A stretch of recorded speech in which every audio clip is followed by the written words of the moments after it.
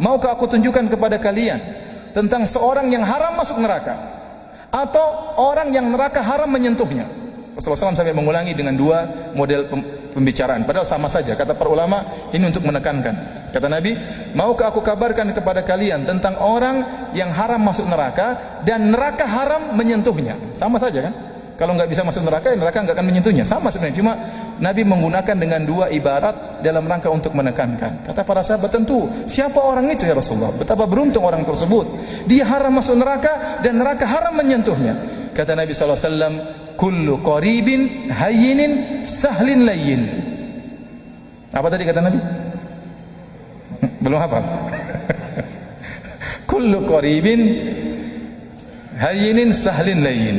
Setiap orang yang qarib, setiap orang yang dekat. Dekat maksudnya qarib minan nas, mudah bergaul dengan orang, tidak angkuh, tidak jaga image dengan bergaul sama orang, ya menjauhkan diri, didatangi malah menjauh. Enggak, qarib sama siapa saja dia mudah senyum sama siapa saja. Ini menunjukkan dia tidak sombong, sehingga dia mudah dengan siapa saja. Kemudian apa? Layyin sama. Layyin itu lembut, hayyin mudah. Mudah itu mudah membantu orang lain, ringan tangan. Sahal juga sama. Ini maknanya mirip-mirip. Lembut, dekat, mudah, ringan. Itu maknanya kalau secara bahasa.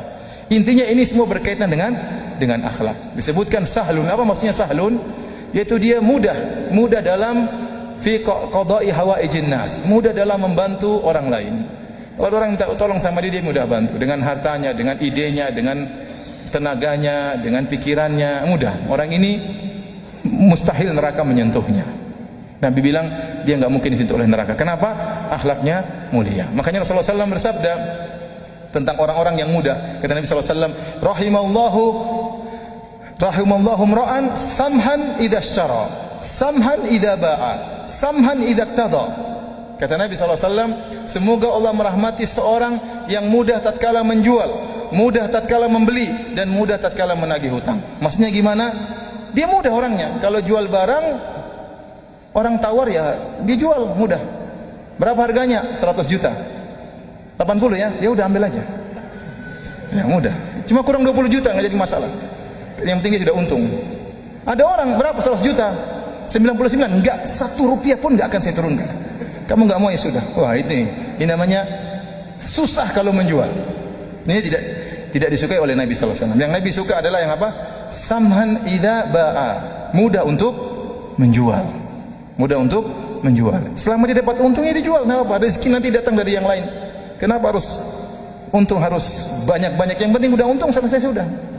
Ini disukai oleh Nabi sallallahu alaihi wasallam. Ini yang orang seperti ini yang haram neraka menyentuhnya. Saman idza ishtara. Orang yang juga mudah tatkala membeli. Ada orang jual barang, berapa harganya? 100 juta. Jadi tawarnya masuk akal, 95 ya. Iya, silakan. Mudah. 95, turun dikit dong. 95 ya. Iya sudah saya beli. Mudah. Ada orang enggak, berapa harganya? 10.000, 3.000 ya. Subhanallah. Istri saya cerita, dia pernah keluar sama seorang akhwat pakai cadar, kemudian nawar barang belanja, berapa harganya? 10.000, 3.000. Istri saya malu, mau pergi, tawar 3.000, 10.000 jadi apa? 3.000. Akhirnya penjualnya marah-marah, Mbak, kalau nggak mau beli nggak usah tawar Mbak, katanya. 10.000 ditawar 3.000, yang masuk akal dong Mbak kalau nawar.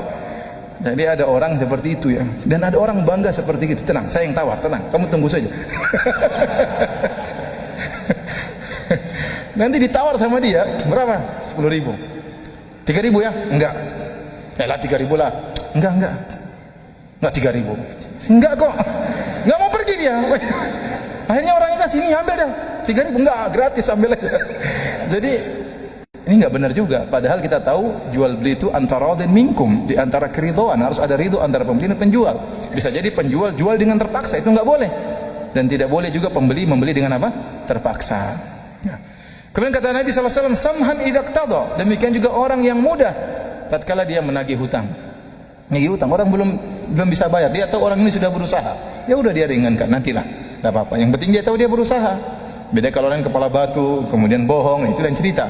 Tapi dia tahu orang ini sudah berusaha, sudah bekerja, namun tidak mampu, ya dia bilang tidak apa, lain kali dibayar, atau dia bilang bayar separuh saja. Ini orang yang dirahmati oleh Allah Subhanahu wa ta'ala. Inilah orang-orang berakhlak mulia yang diharamkan neraka bagi mereka.